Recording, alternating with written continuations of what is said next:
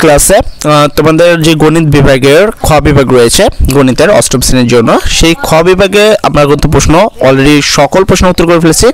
শুধু আজকে আমরা যেটা করব সেটা হলো 6 এবং বর্গীয় জ অঙ্কর প্রশ্নের উত্তর করব এই ভিডিওতে, এবং বাকি সকল উত্তরপত্র কিন্তু আমাদের তোমরা যেখান থেকে প্লেস থেকে ভিডিওটা দেখছো সেই প্লেসটা কিন্তু অলরেডি সকল ভিডিওর বা সকল প্রশ্নপত্র কিন্তু আপলোড দেওয়া রয়েছে। ঠিক আছে, তোমাদের প্রয়োজন মতে তোমরা চাইলে সেখান থেকে সকল প্রশ্নের উত্তরগুলো দেখতে পারো। সিরিয়াল মাফিক করা আছে। 6 নম্বর প্রশ্ন আজকে উত্তর করব এই ভিডিওতে, এবং বর্গীয় জ নাম্বার প্রশ্নটা আজকের এই ভিডিওতে উত্তর করব। ঠিক আছে, আর বাকি যদি উত্তরগুলো তোমরা চাও, যেমন সৃজনশীল প্রশ্নের উত্তরগুলো চাও, নৈবিত্তিক প্রশ্ন উত্তর চাও, এক কথায় প্রশ্ন উত্তর চাও, সকল প্রশ্ন যদি উত্তর চাও তাহলে চলে যাও এটার প্লে লিস্টে। ঠিক আছে, সুন্দর করে প্লে লিস্টে যা দেখবে সকল প্রশ্নের ধারাবাহিকভাবে তোমাদের প্রশ্নের উত্তরগুলো কিন্তু করা রয়েছে। তোমরা চাইলে সেখান থেকে নির্ভুল উত্তরগুলো দেখতে পারো। তো 6 নম্বর প্রশ্নের উত্তরে চলো। লেখছে মিলা 50,000 টাকা 8% হারে এবং শিলা তোমার হলো কত 42,000 টাকা 10% হারে ব্যাংকে জমা রাখলো। 5 বছর পরে কে লাভবান হবে? এখানে খুবই ইজি টপিক। দুজনেই কিন্তু টাকাটা রাখছে 5 বছরের জন্য, মানে দুজনের জন্য সময় কিন্তু একই, তাই না? একজন হলো 8% হার, একজন হলো 10% হার। মানে তুমি এর যদি সরল মুনাফা এবং এর যদি সরল মুনাফা বাই করো তাহলে বুঝতে পারবে যার মুনাফা বেশি হবে সে বেশি লাভবান হবে, যার মুনাফা কম হবে সে কম লাভবান হবে, অর্থাৎ আই বাই করবা। যারা সূত্রটা জানো আমি বলে দিই, সূত্রটা হবে হলো আই সমান সমান পি আর এন। ঠিক আছে, এই সূত্রটা ব্যবহার করে কাজ করতে হবে। আচ্ছা, আমি ওটাতে চলে যাব উত্তরে। তার আগে 6 নম্বর প্রশ্নটাও আমরা একটু বর্গীয় জ নাম্বারটা দেখে দিই। এবিসি 3টে বিন্দু দেওয়া আছে, বিন্দু 3টি সমরেখা হবে কিনা। আসলে এখানে সমরেখা হওয়ার অনেক উপায় আছে, তবে আমার কাছে যেটা সবচেয়ে শর্ট এবং ছোট প্রশ্ন মনে হয় যে 3টি বিন্দু সমরেখ তখনই হবে যখন এই 3টি বিন্দুর দ্বারা গঠিত ত্রিভুজের ক্ষেত্রফল 0 হয়। তো আমরা এই একটা ত্রিভুজ গঠন করব এবং তার ক্ষেত্রফল বাই করব যেন সেটা 0 হয়, তাহলে এটা সমরেখ হবে। তো চলো বেশি কথা না বলে আমরা 6 নম্বর প্রশ্নের উত্তরটা দেখে নেই। আমরা অ্যান্সারটা করার সময় আমরা মিলার ক্ষেত্রে দেখো, এখানে মিলা শিলার কথা বলছে, তো আমরা দুজনে একটা আলাদা আলাদা কাজ করে নেব। প্রথমে মিলার ক্ষেত্রে, তো মিলার ক্ষেত্রে আমরা সাইড নোট করে নিব। দেখো এখানে মিলা কিন্তু 5,000 টাকা ইউজ করছে, 50,000 টাকা, তাহলে মূল আর এই মিলার হলো মূলধন কত 50,000 টাকা। হারে লাগাইছে, দেখো 8% হারে কিন্তু সে ইউজ করছে, তার মানে আর এর মান হলো 8%। আর যে কোনো জায়গায় যদি পার্সেন্ট থাকে তোমরা জানো যে সেটাকে 100 দ্বারা ভাগ করতে হবে, তাহলে সেটা পাবা 0.08। এবং দুজনে কিন্তু টাকাটা ইউজ করেছে 5 বছরের জন্য, তাহলে আমরা পি আর এন থিটা মান পেয়ে গেলাম। আমরা জানি সূত্র জানি, আমরা জানি আই সমান সমান পি আর এন। পি এর মান কত 50,000, তো এখানে আর এর মান হলো 0.08, তাহলে আর এর মান 0.08 এবং এন এর মান হলো 5 বছর। তাহলে এই তিনটাকে যদি গুণ করি তাহলে আসছে হলো 20,000 টাকা, অর্থাৎ 5 বছরে এই 50,000 টাকার লাভ হবে হলো 20,000 টাকা সে সুদ পাবে। ঠিক আছে, এবার হলো শিলা। দেখো শিলা টাকা ইউজ করেছিল 42,000 টাকা, তার মানে পি হলো তার 42,000 টাকা। সে হারটা সেটা 10% হার ইউজ করছে, তার মানে 10/100, সেটাকে ক্যালকুলেটর করলে 0.1 আসে। এইও কিন্তু টাকাটা 5 বছর পরে তুলেছে, তাহলে এন হলো 5 বছর। সেম সূত্র আই সমান পি আর এন, তো এটা 42,000 0.1 এবং 5, তাহলে এও পাচ্ছিল 21,000 টাকা।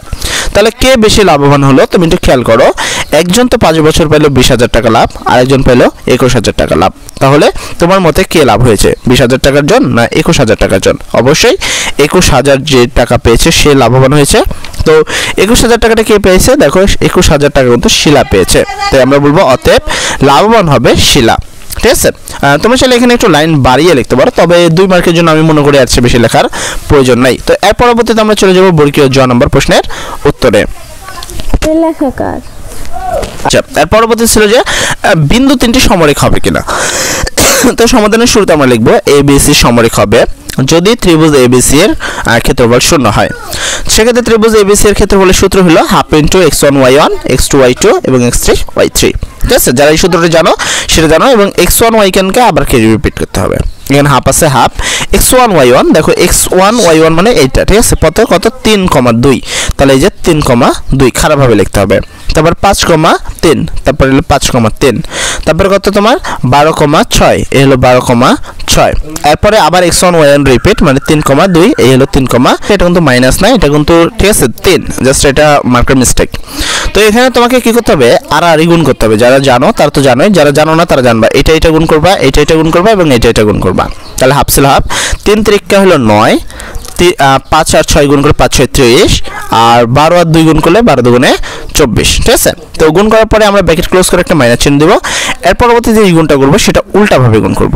আগেরবার আমরা যেভাবে করছি তার উল্টা, এদিক দিয়ে এবং এদিক দিয়ে এই উল্টাভাবে গুণটা করব।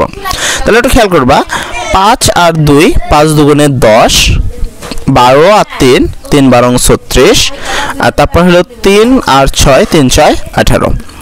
এগুলো যোগ করলে হচ্ছে 63 মাইনাস এগুলো যোগ করলে হচ্ছে 64। তাহলে এই দুইটা যেহেতু বিপরীত চিহ্ন তাহলে বড়টা চিহ্ন বসাবা, 64 যেহেতু বড় তাই মাইনাস চিহ্ন এবং বিয়োগ করলে 1 হয়, ঠিক আছে, অর্থাৎ মাইনাস হাফ।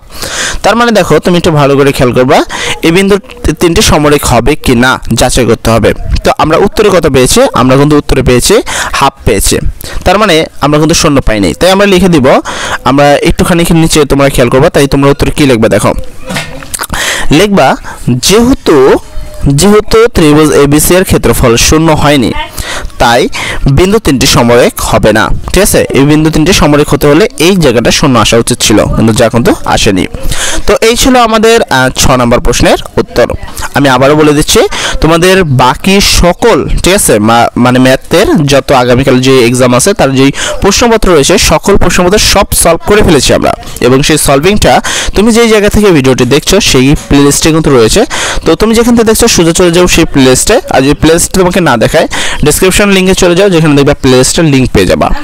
সেখান থেকে যে তুমি এই ক্লাসের বা গণিতের সকল ভিডিও দেখতে পারো এবং সকল ক্লাসের প্রশ্নোত্তর কিন্তু আপলোড দেওয়া অলরেডি হয়ে গেছে, ঠিক আছে। তোমরা সেখান থেকে, আর একটা কথা, তোমরা যদি আমাদের চ্যানেলে নতুন হয়ে থাকো তাহলে অবশ্যই সাবস্ক্রাইব করতে ভুলবা না, এবং ভিডিওটি যদি তোমার উপকৃত আসে তাহলে অবশ্যই একটি লাইক এবং একটি কমেন্ট করে যাবা যে তুমি দশম শ্রেণীতে উঠে কি নেবা, সায়েন্স না আর্টস না কমার্স। তো যাই, আশা করি তোমাদের ভিডিওটি ভালো লেগেছে। সবাই ভালো থাকো, আসসালামু আলাইকুম।